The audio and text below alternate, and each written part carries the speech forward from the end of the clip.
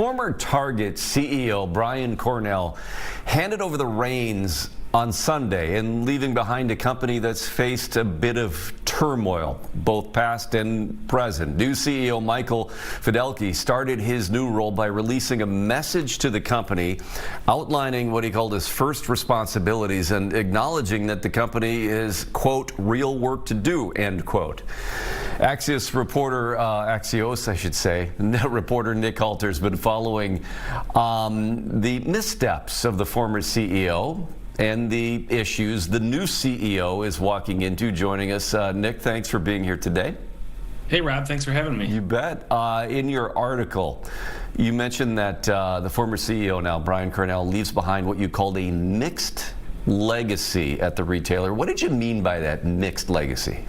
Yeah, I mean, I've been covering Target for most of his tenure, and while the last few years have obviously not been good at Target, declining sales for the better part of the last 3 years, he really did make some pretty important moves early on in his tenure when he started in 2014. If you remember, they had expanded into Canada before he got there, and It was a debacle. And he made kind of a tough decision, which is to pull the plug. It was a $5+ billion loss right away.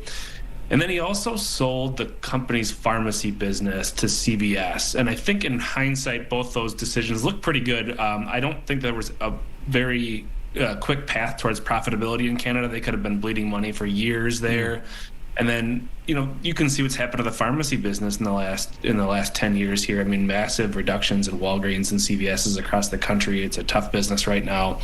So that really freed up a lot of money for them to, invest in e-commerce. And I think their e-commerce business, using their stores to ship products, doing the drive-up thing, all been pretty positive developments for them. It really powered them into the pandemic, and they had a really successful run of years there after that. Yeah, in terms of trying to make sure that, the online retailer, obviously Amazon has a big impact on Target. And so you mentioned trying to rethink how to make Target a destination, but also a destination for online. And how did that work when they sort of rethought the stores into, shipping or distribution hubs? I mean, what exactly changed there? Well, it allowed them to really speed things up at the time. If you kind of remember those years, Amazon, it wasn't you didn't always have the 24-hour delivery options, that type of thing. Target was close to everybody because it had stores in so many places that Amazon didn't, and so it really was a quickness thing. If you got these stores all over the place, you can get products to people fast. They did the acquisition of Shipt, which I think also helped quite a bit with their delivery services as well. And then I thought the drive up was smart. If you kind of remember back to COVID, people didn't want to get out of their cars and go in, and so they kind of had an advantage there of doing the drive up thing as well. So they did pivot fairly well. It sounds like the new CEO is really looking at how to improve that website experience and some of that online shopping experience, that that there are things maybe they're just not doing quite right.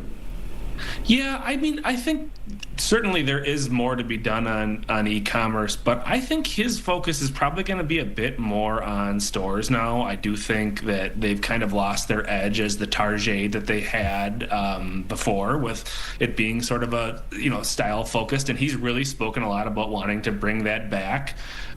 They've also continued to struggle over the years with out of stock issues. You go to Target trying to get one thing and they don't have it, and that's really frustrating. And so both of those things, I think, they have talked about for years, and I think fixing them will be really important for the next kind of iteration of where things go. I'm kind of looking forward to March when they have their annual meeting. I think he's going to get more specific on what they're going to do in the coming year or two. Yeah, I did read that, the Target, as you mentioned, that cheap chic, or cheap chic, however you want to pronounce that, in terms of, the clothing that they offered there. I mean, that was, for a lot of people for a long time. I remember, this is years ago, but my wife bought a lot of maternity clothes at Target. I mean, they really carved out a good niche for that sort of thing that other companies and even Amazon have kind of really gotten into as well. But that he wants to get back into that Target thing, as you mentioned. Yeah, how many times did you hear at a party like someone saying to their person, "Oh, that's a nice shirt. I got it at Target." It was, like people would kind of brag about those finds at Target. Now you hear a lot of that with Costco, right? Like people talk about the finds that the things they find at Costco, and so I think kind of getting that buzz again.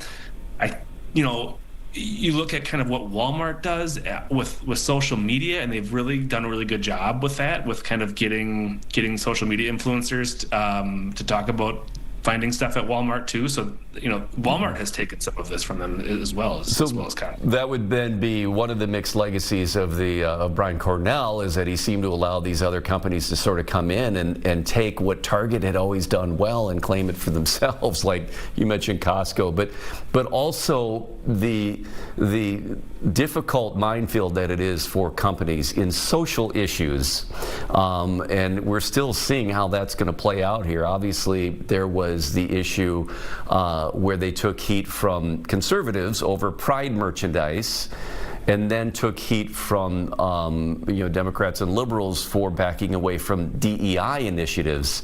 So kind of, again, two different sides that got them for two different issues, and that continues to hurt them. It does, and I think the bigger one really is the DEI rollback, because I do think Target has traditionally catered to a more either center left demographic of shoppers, and so pulling back that DEI, you saw the boycott start, and a lot of times these boycotts don't go anywhere, and this one, the company leaders have acknowledged it has been sustained for a year now since they rolled back DEI efforts, is that people really have not gone to shop there as much. And so, yeah, they have found themselves in the middle of these two social issues, and now it's sort of happening again with people wanting, especially here in the Twin Cities, Target to take a stronger stance against ICE, to call for ICE to leave. And they've had, sit-ins at the stores over the last weekend, and employees have written letters saying, say something, do something. They've had employees that were arrested at their stores. They've had ICE agents using their parking lot, and so this is sort of once again thrust them into this spot, which I would assume they don't want to be in right now. But this is sort of the modern day way we live now, which is we want our companies to speak up on certain things. Well, and companies like Target had for a number of years been involved in social issues. Then they got in with some of these issues lately, then they got a little hesitant to even be involved at all. And now comes this test of what do they do to respond to these demands. Again, as you said, the sit-ins and the protests, and about taking a stand. I mean, where do you think the new CEO's mind will be on this in terms of how to navigate not getting yourself out over your skis and getting in trouble with a lot of people, but then again, not staying out of trouble by staying out of it completely? I mean, it's a delicate thing he's getting into.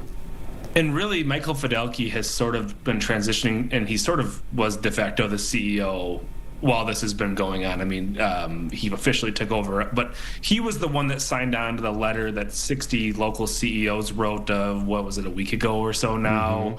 And if you remember that letter, it was pretty milquetoast. I mean, it was not a super strongly worded letter. It was, we hope, we need a de-escalation, but it wasn't like super direct about what it wanted. It didn't take really positions beyond let's settle down here, but without really endorsing one thing or the other. Yeah, like who's responsible for settling down specifically, or what needs to happen. He's told employees that he feels the pain of what's happening here, but again, doesn't step totally into like taking a strong stance or a side on this.